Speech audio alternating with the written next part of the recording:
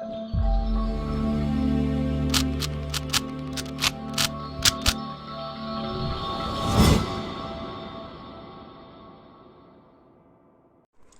guys, welcome to Viva Classes. I hope you like my videos. If you like my videos, please like, share and subscribe our channel. आज हम लोग class 11th maths chapter sequence in series की miscellaneous exercise के question number 13 onward आपके साथ discuss करने जा रहे हैं। तो चलिए क्वेश्चन नंबर 13 देखते हैं। A farmer buys a used tractor for ₹12,000.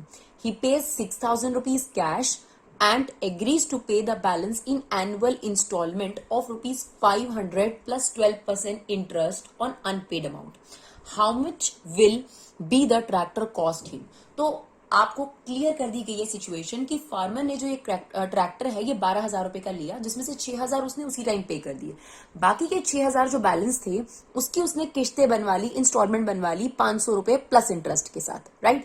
अब हमें ये बताना है कि जो ये ट्रैक्टर है ये इस फार्मर को कितने रुपए कॉस्ट करता है। तो देखिए सबसे पहले एक चीज समझते हैं कि 12,000 रुपीज का जो ट्रैक्टर था उसमें से 6,000 रुपए तो डाउन पेमेंट हो गई, राइट, ये तो उसी टाइम उतर गए। बाकी के बचे हुए 6,000 रुपए को इंस्टॉलमेंट बना लिया गया, और इंस्टॉलमेंट कितने रुपए की बनाई गई? 500 रुपीज की बनाई गई। तो कितनी टुकड़ों में ये बढ़ जाएगा? तो 6,000 को 500 को टुकड़ों में डिवाइड कर दिया गया। तो कितने हो जाएंगे ये आपके पास? 12 टुकड़े हो जाएंगे, यानी 6,000 रुपए 12 टुकड़ों में चुकाए जाएंगे 500-500 कर, राइट।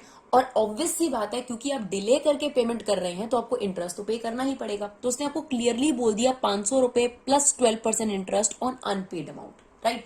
तो अब देखिए अगर मैं फर्स्ट इंस्टॉलमेंट की बात करूं कि फर्स्ट इंस्टॉलमेंट का क्या अमाउंट बनता है, तो कैसे निकलेगा फर्स्ट इंस्टॉलमेंट का अमाउंट? देखिए 500 रुपए तो लोन का मेन अमाउंट हो गया, प्लस 12% इंटरेस्ट देना है जितना आपका लोन रहता है। तो अभी तो पूरा ही लोन रहता है 6,000 रुपए, राइट। तो इसका मतलब पूरे 6,000 पर हमें इंटरेस्ट चुकाना है। तो ये कितना हो जाएगा आपका? 500 मेन अमाउंट यानी लोन का अमाउंट, प्लस ये कितना हो गया? 720, यानी कितना आ जाएगा? 1220 रुपीज। यानी पहली इंस्टॉलमेंट हमें 1220 की चुकानी पड़ेगी, जिसमें 720 तो पूरा मेरा इंटरेस्ट है, और लोन के सिर्फ कितने उतरेंगे? 500 रुपीज। यानी मेरे पास जो 6,000 रुपीज का लोन था पहली इंस्टॉलमेंट चुकाने पर उसमें से सिर्फ 500 रुपए कम होंगे, क्योंकि इंटरेस्ट तो एक्स्ट्रा पेमेंट होती है आपकी, क्योंकि आपने देर करके पेमेंट कर रहे हो तो वो तो आपका वैसे भी हक बनता है कि आपको देना ही पड़ेगा, राइट। अब आपका जो लोन है यानी अनपेड अमाउंट है फर्स्ट इंस्टॉलमेंट के बाद वो रह गया 5,500। तो अगर हम बात करें सेकेंड इंस्टॉलमेंट की कि सेकेंड इंस्टॉलमेंट जो है वो कितने की देनी पड़ेगी, तो वो हो जाएगी 500 तो मेन अमाउंट देना पड़ेगा, प्लस इंटरेस्ट देना पड़ेगा 12%। लेकिन अब आपका लोन कितना रहता है? 5,500 रुपीज का लोन रहता है। तो अब हमें 5,500 का 12% जो है वो फाइंड आउट करना पड़ेगा, जो कि हमारे पास हो जाता है 660 यानी 500 प्लस 660 यानी आपके पास 1160 रुपीज जो है वो सेकंड इंस्टॉलमेंट हो गई। ज्यादा से ज्यादा थर्ड इंस्टॉलमेंट अगर हम निकाल लेंगे तो हमें ये पता चल जाएगा कि जो ये सीक्वेंस है ये क्या फ्रेम हो रहा है, एपी बन रहा है, जीपी बन रहा है या स्पेशल बन रहा है। तो चलिए फटाफट से थर्ड इंस्टॉलमेंट निकालते हैं। तो थर्ड इंस्टॉलमेंट में भी हमें 500 रुपए देने हैं और 12% देने हैं जितना अब लोन बचा है। तो देखिए सबसे पहले आपका लोन था 6,000 रुपए फर्स्ट इंस्टॉलमेंट के टाइम पर, आपने 500 रुपए दे दिए, तो सेकंड इंस्टॉलमेंट के टाइम पे 5,500 रह गया। अब आपने सेकंड इंस्टॉलमेंट में 500 दे दिए, तो अब आपके पास कितना लोन रह गया? 5,000 रुपीज। तो जो आपको इंटरेस्ट देना पड़ेगा वो 5,000 पे देना पड़ेगा, यानी आपकी जो थर्ड इंस्टॉलमेंट होगी वो 500 प्लस इसका इंटरेस्ट हो गया 600, यानी आपको कितने रुपए देने पड़ेंगे? 1,100 रुपीज देने पड़ेंगे। हमें ये भी क्लियर था ऐसी कितनी किस्तें तैयार होंगी? 12। ऐसी इंस्टॉलमेंट्स कितनी तैयार होंगी? 12, क्योंकि 6,000 को 500 पे डिवाइड कर दिया आपने कि हम 500-500 करके देंगे सर आपको पेमेंट, है ना। फार्मर ने डिवाइड कर दिया। तो आपके पास जो ये सीक्वेंस बना, इसमें बना 1220 की पहली, फिर 1160 की दूसरी और 1100 की तीसरी। इस तरीके से ये कितनी इंस्टॉलमेंट्स हैं? 12 इंस्टॉलमेंट्स है, राइट। अब हमें ये चेक करना है कि जो ये सीक्वेंस है ये एपी है या जीपी है। तो आप सबसे पहले डिफरेंस निकालिए। देखिए अगर हम सेकंड टर्म में से फर्स्ट टर्म माइनस कर रहे हैं तो -60 आ रहा है। सेम हेयर यहाँ पर कितना आ रहा है? -60। तो कंफर्म हो गया कि ये सीक्वेंस क्या है? एपी है। अब हमें पता चल गया अगर ये सीक्वेंस एपी है तो हमें क्या करना है, ये टोटल 12 इंस्टॉलमेंट में फार्मर का कितना पैसा गया हमें वो सारा टोटल करना है। तो हमें सम का फॉर्मूला लगाना पड़ेगा। तो सम का फॉर्मूला क्या होता है अगर हम एपी की बात करें? It's n/2 2a plus n minus 1d, where a is 1220, D कितना हो गया आपके पास, ए कितना है 1220, डी हो गया -60, और ऐसी कितनी इंस्टॉलमेंट्स है हमारे पास 12। तो इसका मतलब हमें S12 कैलकुलेट करना है। तो फटाफट से S12 कैलकुलेट करते हैं। ये आ गया 12/2। नाउ 2 इंटू 1220, 12 में से 1 गया, कितना बचेगा 11, और ये आ गया आपके पास -60, राइट। ये आ गया 6। 1220 को हमने किससे मल्टीप्लाई करना है, मल्टीप्लाई करना है 2 से, और माइनस कर देंगे हम इसमें से 660। ये आंसर आ गया हमारे पास 1780। इसे हम 6 से मल्टीप्लाई कर देते हैं, तो ये हमारे पास आ गया 10,680 रुपीज। अब ध्यान से समझिएगा, आपने सबसे पहले जो ट्रैक्टर परचेज करा था तभी आपने 6,000 रुपए पे कर दिए थे। ये 6,000 रुपए आपने उस टाइम पे करे थे, और ये 6,000 रुपए जो आपने 500 के टुकड़े कर दिए थे, इस 6,000 रुपए की कॉस्ट आपको पड़ गई है 10,680 रुपए, राइट। यानी अगर आपसे ट्रैक्टर की कॉस्ट पूछी जाए तो 6,000 डाउन पेमेंट प्लस 10,680, यानी अगर फार्मर से कॉस्ट पूछी जाए कि उसको ट्रैक्टर की कॉस्ट कितनी पड़ी, तो 6,000 जो डाउन पेमेंट करी थी और 10,680 विद इंटरेस्ट पे कर उसे ये 16,680 रुपए का जो है ये ट्रैक्टर कॉस्ट पड़ा। अगर आपसे ये पूछा जाए कि इंटरेस्ट कितना लगा, तो इसमें से 12,000 माइनस कर देंगे, क्योंकि 12,000 अगर आप ऑन द स्पॉट बाय करते तो 12,000 का ट्रैक्टर होता, तो 12,000 माइनस कर देंगे तो आपके पास इसका इंटरेस्ट निकल कर आ जाएगा, विच इज 4,680 रुपीज, राइट। चलिए देखते हैं क्वेश्चन नंबर 14। क्वेश्चन नंबर 14 भी क्वेश्चन नंबर 13 के जैसा ही है, तो आपको और ज्यादा क्लैरिटी हो जाएगी 14 को देखने के बाद। चलिए, Shamshad Ali buys a scooter for ₹22,000, तो 22,000 रुपीज का स्कूटर है। He pays ₹4,000 cash and agrees to pay balance in annual installment of ₹1,000 plus 10% interest on unpaid amount। Same situation है, स्कूटर 22,000 रुपए का है और 4,000 रुपए उसी टाइम पेमेंट कर दी गई, इसको डाउन पेमेंट बोलते हैं। बाकी के रह गए हमारे 18,000 रुपीज, और कहा गया इस 18,000 रुपीज के टुकड़े कर दीजिए, इंस्टॉलमेंट बना दीजिए।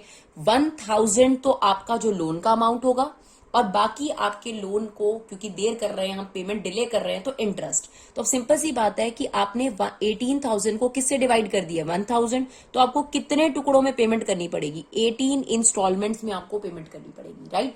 यानी 1,000 करते करते आपको 18 बार पे करना पड़ेगा, तभी तो आपके 18,000 रुपए पे होंगे, क्लियर।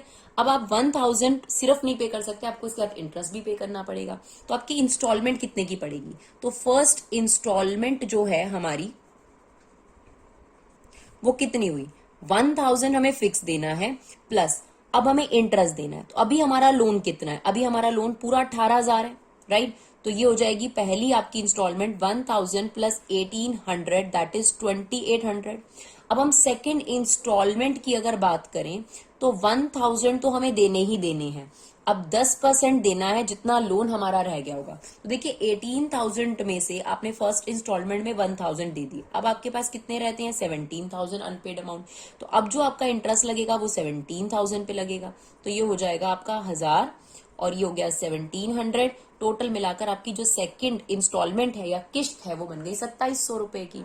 सिमिलरली अगर हम थर्ड इंस्टॉलमेंट कैलकुलेट करें तो इट्स 1,000 प्लस 10%। अब हमारा लोन कितना रह गया, देखिए एक और 1,000 रुपए पे हो गए, यानी अब हमारा लोन का अमाउंट कितना रह गया 16,000 रुपीज। तो यहाँ आ जाएगा 16,000, तो अब ये कितने रुपए की बन जाएगी, 1,000 प्लस 1,600 यानी 2,600 रुपीज की इंस्टॉलमेंट बन जाएगी। हमें पता है ऐसी कितनी इंस्टॉलमेंट्स बनेंगी 18,000, क्योंकि हम 1,000 रुपए करके 18,000 रुपए चुका रहे हैं, और क्योंकि हम डिले करके पेमेंट कर रहे हैं तो अदर देन हमें इंटरेस्ट तो देना ही पड़ रहा है। तो इसका मतलब हमारे पास जो पहली इंस्टॉलमेंट है वो 2,800 की, नेक्स्ट 2,700 की, उससे नेक्स्ट 2,600 की, ऐसी हमारी कितनी इंस्टॉलमेंट्स हैं 18 इंस्टॉलमेंट्स। और अगर हमें ये जानना है कि शमशाद अली को स्कूटर कितने का पड़ा, तो 4,000 रुपए तो ऑन द स्पॉट दिया उन्होंने, अब 18,000 रुपए क्योंकि डिले कर दिए हैं तो वो इन टुकड़ों में बट गए इंस्टॉलमेंट्स में। तो आप इन सभी इंस्टॉलमेंट का जब सम करेंगे तभी आपको पता चलेगा कि 18,000 रुपए वाकई में अब कितने रुपए बन चुके हैं। तो अब सबसे पहले ये चेक करना पड़ेगा कि एपी है या जीपी है। तो देखिए अगर हम इसमें इसको माइनस करते हैं तो कितना बनता है, 100, ये भी कितना बन रहा है -100, तो ये डेफिनेटली आपके पास एपी है। क्लियर? जिसमें हम ए की बात अगर करें तो इट्स 2800, डी की बात करें तो -100, और ऐसी कितनी इंस्टॉलमेंट्स बनेंगी? 18 इंस्टॉलमेंट्स। यानी हमें सम ऑफ 18 निकालना है। क्या फॉर्मूला होता है इसका? n/2, 2 इंटू ए प्लस n-1, तो 18 - 1 इज 17 इंटू डी। क्लियर? चलिए अब इसे कैलकुलेट करते हैं। ये आ जाएगा आपके पास 5600 माइनस 1700। तो हमें क्या करना है? 5600 में से 1700 माइनस कर देते हैं, इंटू 9 कर देते हैं, तो ये आ रहा है हमारे पास 35,100 रुपीज। तो आप सोचिए कि क्योंकि 18,000 रुपए शमशेद अली ने नहीं दिए, वो 18,000 रुपए जब 18 किश्तों में चुकाए गए तो वो 35,100 रुपीज पड़ गए। तो असलियत में अब जो ये स्कूटर है वो कितने का पड़ा? 4,000 रुपए तो उन्होंने उसी दिन दिए थे, प्लस 35,100 जो टोटल इंस्टॉलमेंट्स दी, तो ये स्कूटर पड़ गया 39,100 रुपीज का। राइट? वो तो ऑब्वियसली बात है कि इंस्टॉलमेंट्स में अगर आप देंगे तो इंटरेस्ट तो पड़ेगा। अगर आपसे इस क्वेश्चन में फर्दर ये मांग लिया जाए कि इंटरेस्ट कितना लगा, तो 39,100 रुपीज का स्कूटर पड़ा, और अगर ये ऑन द स्पॉट बाय करते तो 22,000 का पड़ता, तो जो डिफरेंस अमाउंट है वो आपके पास क्या हो जाता है? इंटरेस्ट हो जाता है। राइट? चलिए देखते हैं क्वेश्चन नंबर 15। चलिए, a person writes a letter to 4 of his friends. ठीक है, एक पर्सन अपने 4 फ्रेंड्स को लेटर लिखता है। He ask each one of them to copy the letter and mail to 4 different person. यानी हर एक इंसान फिर से 4 लोगों को लेटर आगे फॉलो करेगा। They move the chain.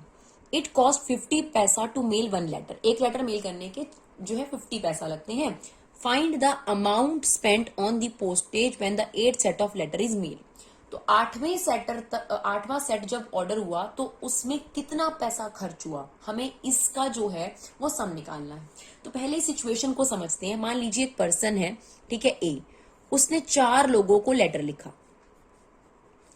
ये 4 लोगों को लेटर लिखा। तो अगर हम इस पहले पर्सन की बात बोले तो इसने कितने लोगों को लेटर लिखा? फर्स्ट सेट, ये फर्स्ट सेट है, तो इसमें 4 लोगों को लेटर लिखा गया। ठीक है, अब क्या होगा?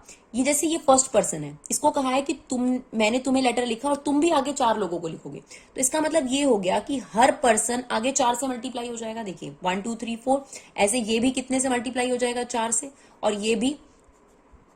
इसका मतलब ये 4 लोग आगे 4 लोगों को और लेटर लिखेंगे, यानी 4 इंटू 4 हो जाएगा। क्लियर? अब ये 16 लोग हो गए आपके पास। क्लियर? अब ये 16 लोग भी आगे हर पर्सन कितने को लिखेगा? 4 लोगों को। इसका मतलब 16 इंटू 4, यानी हमारे पास इस तरीके से लेटर की सीरीज बनती जाएगी। ध्यान से समझिएगा, इस पर्सन ने 4 लोगों को लेटर लिखा, तो पहली बार कितने लेटर मेल हुए? 4 लेटर मेल हुए। फिर हर पर्सन जो है, अब मान लीजिए 4 पर्सन थे, तो हर पर्सन 4 लोगों को भेज रहा है, तो इसका मतलब 4 + 4 + 4 + 4 हो रहा है, यानी आप कह सकते हैं 4 इंटू 4। फिर नीचे इसके बाद 16 लोग हो गए, और हर पर्सन 4 लोगों को भेजेगा, तो 16 इंटू 4 हो जाएगा। सिमिलरली आगे 64 लोग हो जाएंगे। तो इस तरीके से ये प्रोसेस चलता रहेगा। तो पहले जो लेटर मेल करा गया वो 4 फर्स्ट सेट में, सेकेंड सेट में 16 लेटर मेल होंगे, उसके नेक्स्ट सेट में थर्ड सेट में 64 लेटर मेल होंगे, और इस तरीके से ये चलता रहेगा। अब हमें जो आंसर चाहिए वो अमाउंट स्पेंड का चाहिए, हमें लेटर्स, नंबर ऑफ लेटर्स का नहीं चाहिए। तो पहले तो इस सीक्वेंस को हमें अमाउंट में कन्वर्ट करना पड़ेगा। अगर फर्स्ट सेट में 4 लेटर मेल हुए और एक लेटर के 50 पैसे लगते हैं, तो 4 लेटर के कितने लगेंगे? इसे 50 से मल्टीप्लाई कर दिया। सेम 16 इंटू 50 पैसा और 64 इंटू 50 पैसा। अब 50 पैसा का मतलब क्या होता है? Half rupees. तो इसका मतलब यहाँ पर 2 रुपए लगेंगे, यहाँ पर 8 रुपए लगेंगे, यहाँ पर 32 रुपीज। अब ये हमारे पास सीक्वेंस आ गया है अमाउंट स्पेंट ऑन मेल। अब हमें चेक करना है कि ये सीक्वेंस जो है ये एपी है या जीपी है। तो देखिए 8 डिवाइडेड बाई 2 4, और 32 divided by 8 that is also 4। तो यहाँ पर कॉमन रेशियो सेम है, इसलिए ये सीक्वेंस क्या है? आपका जीपी है। और यहाँ पर फर्स्ट टर्म है 2, कॉमन रेशियो है 4, और हमें ये पूछा गया 8th लेटर पर, तो इसका मतलब हमें एन कितना दिया हुआ? ये फर्स्ट सेट है, फर्स्ट सेट पे कितने पैसे खर्च होंगे? 2 रुपए। सेकेंड सेट पे 8 रुपए। उसने पूछा है कि आपको ये बताना है कि 8th सेट तक कितने पैसे खर्च हो चुके हैं, यानी आपको सम निकालना है टोटल 8वें सेट तक। तो इसका मतलब हमें निकालना है एस एन। अब क्योंकि यहाँ आर की वैल्यू ग्रेटर देन 1 है तो ये वाला फॉर्मूला जो है आपका इस्तेमाल होगा। तो ए क्या है आपके पास 2, आर कितनी है 4, उसकी पावर 8 माइनस 1 और ये आ जाएगा 4 माइनस 1। तो 4 की पावर 8 को आप ऐसे भी कह सकते हैं कि 16 को 4 टाइम्स इंटू कर रहा है, तो ये आ जाएगा आपका 65536 minus 1 upon 3।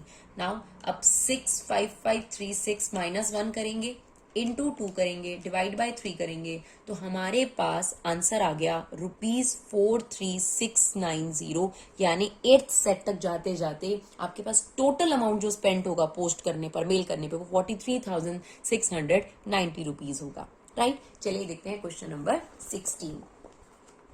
A man deposit 10,000 in a bank at a rate of 5% simple interest. अब सिंपल इंटरेस्ट की खासियत होती है कि वो हर बार सेम रहता है, जो सेम अमाउंट है आपके पास, जो प्रिंसिपल अमाउंट है उसी पर लगता है।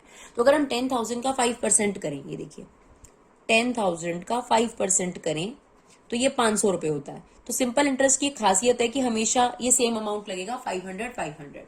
तो एक पर्सन है, उसने बैंक में 10,000 रुपए डिपॉजिट करे और उसे 5% सिंपल इंटरेस्ट से एनुअली इंटरेस्ट मिलता है। Find the amount in the 15th year since he deposit the amount. जब से उसने डिपॉजिट करा उसके 15वें साल में उसको कितना मिलेगा, हमसे ये पूछा है। तो अगर ऐसा पूछा है तो हमें A15 निकालना है, राइट। और एक और चीज कैलकुलेट करने को रहता है, also calculate the total amount after 20 years, मतलब 20 साल बाद उसे कितना मिलेगा। तो 20 साल बाद यानी 20 ईयर कंप्लीट हो जाने चाहिए, यानी 21st ईयर में उसे कितना पैसा मिलेगा। तो ये चीज बहुत क्लियर करनी है। यहाँ पर आपको बोला था आफ्टर 20 ईयर, यानी 20 ईयर बीत चुके हैं तो 21 ईयर में उसको मिलेगा। ऑब्वियसली 20 ईयर खत्म हो गया पूरा का पूरा, तो जो पैसा वो रिसीव करेगा वो तो 21st ईयर में रिसीव करेगा ना। क्लियर। और एक और कंफ्यूजन है, यहाँ पर आपको टोटल लिखा है, अभी हम आपको समझाते हैं। देखिए पहले ईयर में बैंक में कितने रुपए डिपॉजिट करे, 10,000 रुपीज, ये भी फर्स्ट ईयर का पैसा है। फर्स्ट ईयर के एंड में अगर आप बात करेंगे तो उसके पैसे हो जाएंगे 10,500, क्योंकि 500 रुपए उसका सिंपल इंटरेस्ट ऐड हो जाएगा, ठीक है ना। ये फर्स्ट ईयर के बिगिनिंग में उसने इन्वेस्ट करी, फर्स्ट ईयर के एंड में उसके इतने हो जाएंगे, यानी एक ईयर बीत जाने के बाद उसको ये पैसा मिलेगा ना, एक ईयर बीत जाने के बाद, है ना। तो इसका मतलब एक ईयर बीत जाने के बाद मिलेगा, तो ये क्या हो गया आपके पास, सेकेंड ईयर में मिलने वाली चीज। सिमिलरली उसके बाद अगर हम थर्ड ईयर की बात करें तो उसमें 500 रुपए और इंटरेस्ट जुड़ जाएगा, तो 10,500 में 500 और जोड़ दीजिए, 11,000 रुपए हो गए। सिमिलरली 11,500 रुपए हो गए।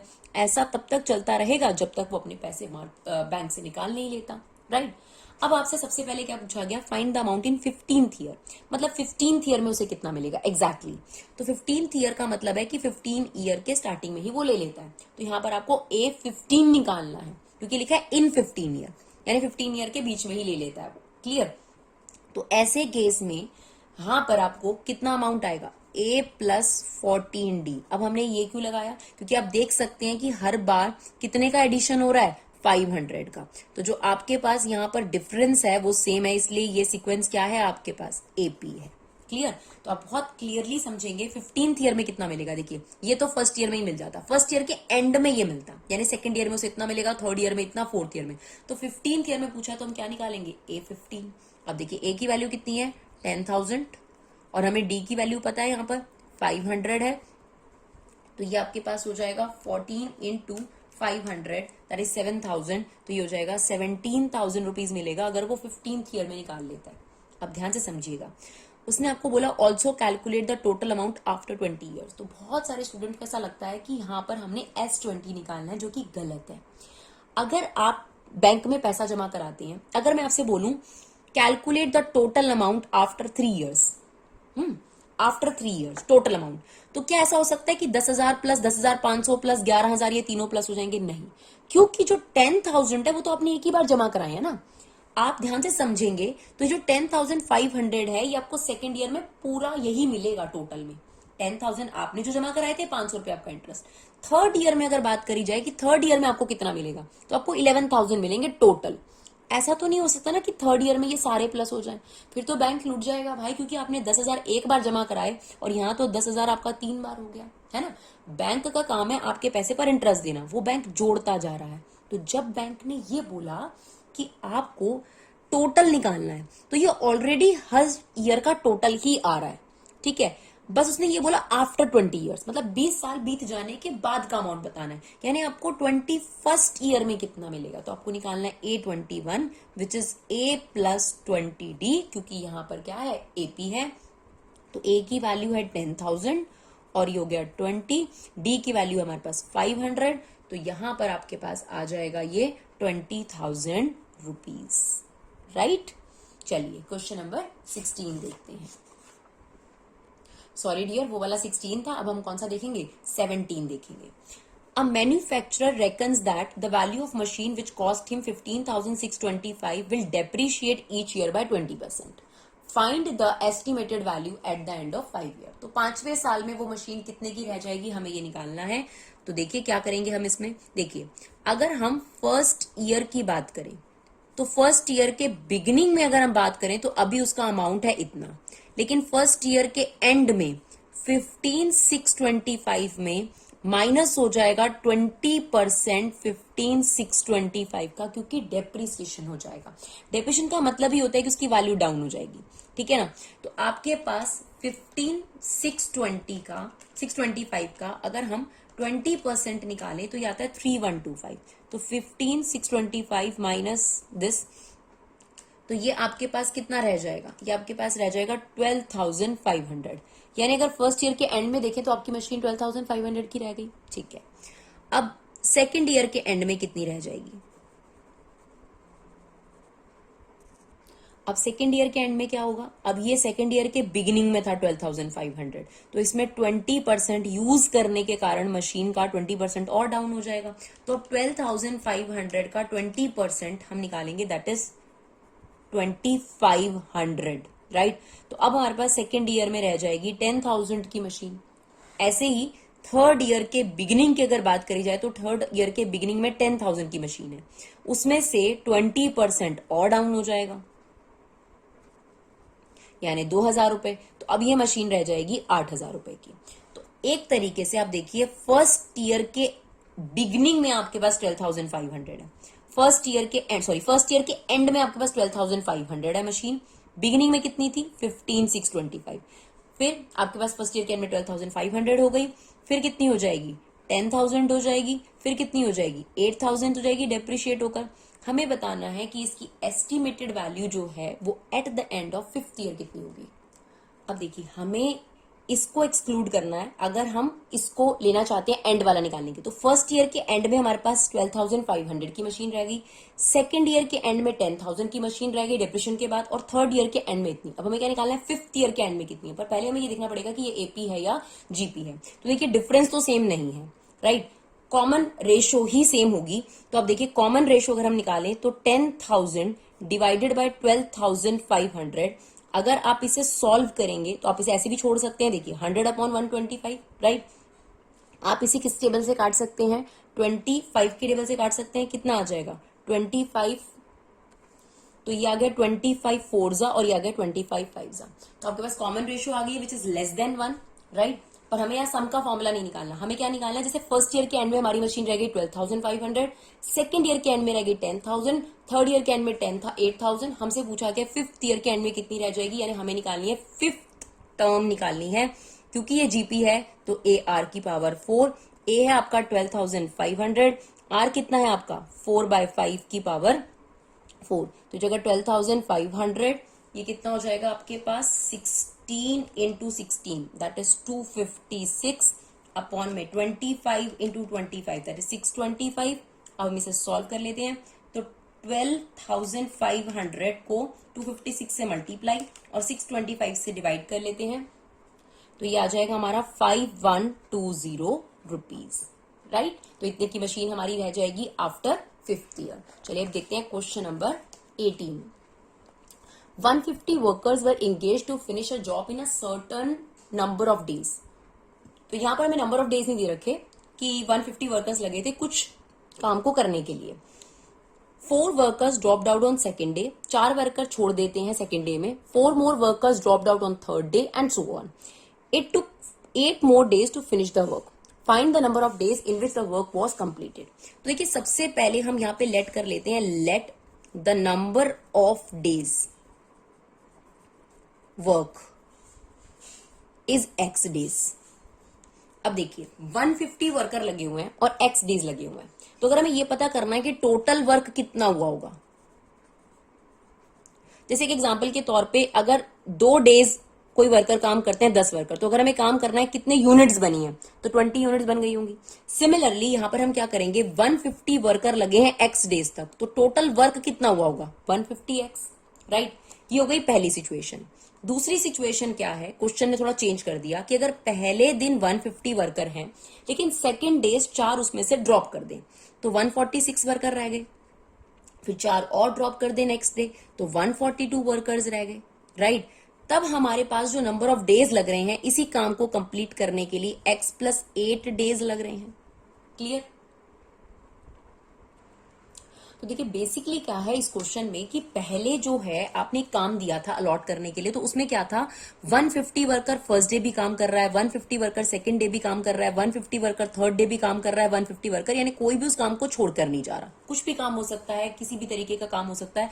और अगर ये 150 वर्कर कॉन्स्टेंटली उस काम में लगे रहते हैं, कोई ड्रॉप आउट नहीं होता, तो उसी काम को करने में कितने डेज लग जाते हैं आपके, x डेज हमने यहां पर एज्यूम करें, राइट। तो अगर टोटल वर्क बोला जाए कि 1 डे 150 वर्कर लगे, सेकंड डे 150 वर्कर लगे, तो 150 कितनी बार प्लस हुआ, x बार प्लस हुआ, है ना। जैसे अगर 150 3 टाइम प्लस होता तो 150 इंटू 3 कर देते हैं, तो उसी तरीके से यहां पर हमने क्या लिख दिया 150 इंटू x, क्योंकि 150 ये फर्स्ट डे में वर्क करते हैं, ये सेकंड डे में वर्क करते हैं, थर्ड डे, और ये चलता जा रहा है। तो बेसिकली आप देखोगे तो ये जीपी है और इस जीपी में कॉमन रेशो क्या है 1 है, या सिंपल टर्म्स में कह सकते हो कोई जीपी अभी देखने की जरूरत नहीं है कि 150 प्लस 150 प्लस 150, तो 150 कितनी बार प्लस हो रहा है x डेज तक, तो क्या हो जाएगा 150 इंटू एक्स। तो ये टोटल टास्क हुआ था अगर सिचुएशन ये रहती, लेकिन सिचुएशन ये नहीं है। सिचुएशन रियल में कौन सी है, अब जो आपके सामने सिचुएशन है वो ये है कि 150 फर्स्ट डे में वर्कर थे, फिर 4 वर्कर जो है ड्रॉप कर देते हैं, 146 वर्कर जो है सेकंड डेज में काम करते हैं, फिर थर्ड डे में 4 वर्कर और छोड़ के चले जाते हैं उस काम को, और 142 वर्कर रह जाते हैं। ऐसा चलता रहता है, और इसी वजह से जितना दिन पहले लग रहे थे काम करने में, उससे ज्यादा दिन लगते हैं आपको काम करने के लिए, राइट। अब सिंपल सी बात है कि हमें यहां पर भी क्या करना है, इस काम का टोटल करना है कि कितना काम यहाँ पे टोटल हुआ। यहाँ पे तो टोटल करना बहुत आसान हो गया क्योंकि 150 इंटू एक्स कर दिया, क्योंकि सेम नंबर आपके पास ऐड हो रहा था। लेकिन यहाँ पर ऐसे नहीं ऐड होगा ना 150 प्लस 146 प्लस 142, इसमें आपको एक सीक्वेंस आइडेंटिफाई करना पड़ेगा। तो अगर हम ध्यान से देखेंगे तो ये सीक्वेंस कौन सा है, एपी है, क्योंकि यहाँ पर जो कॉमन डिफरेंस है वो हर बार क्या रह रहा है -4, क्योंकि हर बार 4 वर्कर छोड़ के चले जाते हैं। तो हमें यहाँ पर भी सेम काम हमें करवाना है। आप ये समझ लीजिए कि पिछले साल हमने काम करवाया था, तब 150 वर्कर कॉन्स्टेंटली आते थे, छोड़ के नहीं जाते थे, बट अब सिचुएशन कुछ और है। कोरोना के बाद सिचुएशन बदल गई और ऐसा हो रहा है कि पहले 150 वर्कर्स ने काम करा, फिर 4 वर्कर छोड़ के चले गए, 146 वर्कर है, फिर 4 वर्कर और छोड़ के चले गए, 142 वर्कर है। या ऐसा समझ लेते हैं कि एक मैनेजर था, बहुत बढ़िया था, जब वो काम कराता था तो फर्स्ट डे भी 150 वर्कर थे। मान लीजिए हमें कंस्ट्रक्शन वर्क करा रहे हैं, बिल्डिंग करा रहे हैं, तो अब जो है जो पर्सन है वो उसका ठेकेदार है। जब वो काम कराता तो 150 वर्कर फर्स्ट डे में भी काम करते थे, सेकंड डे में भी काम करते थे, थर्ड डे में भी काम करते थे। ऐसा करते हुए एक्स दिन में वो कंस्ट्रक्शन ऑफ बिल्डिंग कंप्लीट हो जाती थी। अब जो उसका बेटा है वो उतना ज्यादा अच्छे तरीके से बात नहीं करता वर्कर से, तो क्या रिजल्ट हो रहा है कि पहले दिन अगर 150 वर्कर्स आए थे तो उसके रूड बिहेवियर के कारण दूसरे दिन सिर्फ 146 वर्कर्स ही उस कंस्ट्रक्शन साइट पे रहे, फिर 4 वर्कर और छोड़ के चले गए उसके रूड बिहेवियर के कारण। तो उसी काम को करने में जहां पर उसके पिताजी एक्स डेज में वो काम कंप्लीट करा लेते थे विदाउट कोई भी ड्रॉप आउट हुए लेबर के, अब यहाँ पर क्या हो रहा है, हर दिन 4 लेबर जो है उस साइट को, उस कंस्ट्रक्शन साइट को छोड़ के जा रही है। तो देखिए काम अभी भी वही है, सेम यही बिल्डिंग आपने बनाई थी पहले और सेम यही बिल्डिंग अब हमें कंस्ट्रक्ट करनी है दोबारा से, पर सिचुएशन जो है वो चेंज हो चुकी है, तो वही काम कराना है। तो यहां पर देखते हैं कि ये जो सिचुएशन है इससे सम कैसे निकलेगा, क्योंकि हमें इन सबका सम निकालना है, कितना काम कंप्लीट हुआ x+8 डेज के अंदर। सेम काम पहले भी था, सेम काम बाद में भी है। अब देखिए यहां पर हमें एपी जो है क्लियर हो गई, तो सम का फॉर्मूला क्या होता है यहाँ पर n/2, तो n की जगह पर क्या है x+8 डेज, राइट। 2 इंटू ए यानी 150 प्लस x+8 -1, क्योंकि यही n है हमारा, और d कितना है हमारे पास -4।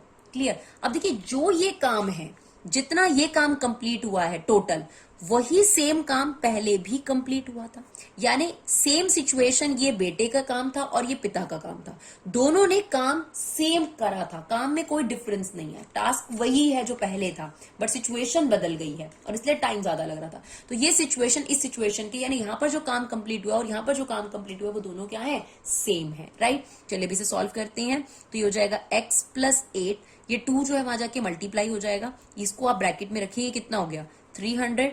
ये हो गया हमारे पास x प्लस 7 इंटू में -4, ये हो गया हमारे पास 300x, ये हो गया x प्लस 8, अब ये हो गया 300, ये हो गया minus x minus 28 equal to 300x।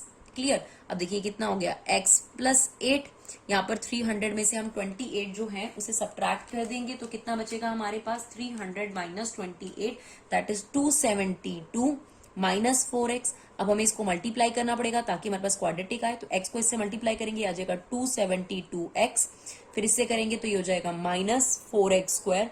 अब हम 8 को 272 से मल्टीप्लाई करेंगे तो ये आ जाएगा 2176 और ये आपके पास आ जाएगा 32x, और ये 300x को भी हम इधर ले आते हैं इक्वल टू में 0। अब माइनस 4x स्क्वायर सबसे आगे आ गया आपके पास, राइट, माइनस 32x, 272 में से हम 32 जो है उसको माइनस कर देते हैं तो ये कितना बच जाएगा हमारे पास 240x बच गया, और 2176 में से आपका जो 300 है वो माइनस कर देंगे तो वो हमारे पास बच जाएगा 1876 equal to 0।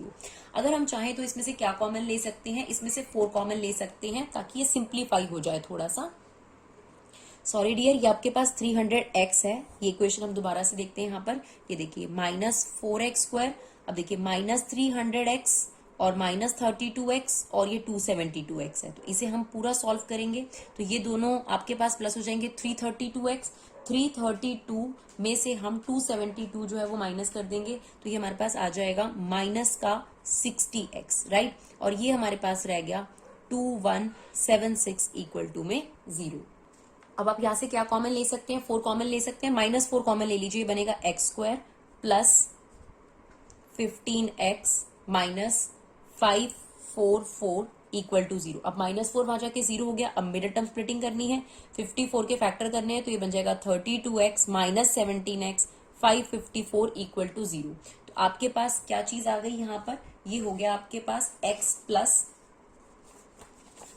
x square plus 32x minus 17x minus 544 is equal to 0। Grouping कर लेंगे x, ये हो जाएगा x प्लस 32, यहाँ से 17 कॉमन आएगा, ये हो जाएगा x प्लस 32 इक्वल टू 0। तो ये हो गया x माइनस 17 और ये हो गया x प्लस 32 इक्वल टू 0। तो x की एक वैल्यू 17 आ गई और एक माइनस 32 आ गई, डेज नेगेटिव में तो नहीं हो सकते तो इसे हमने कट कर दिया।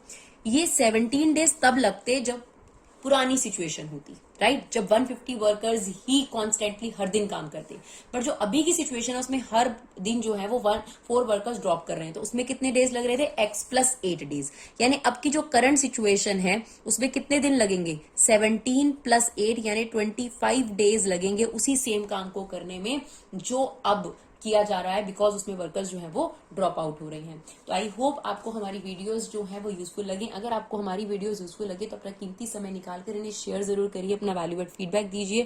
Thank you so much guys for love and support, keep supporting your classes.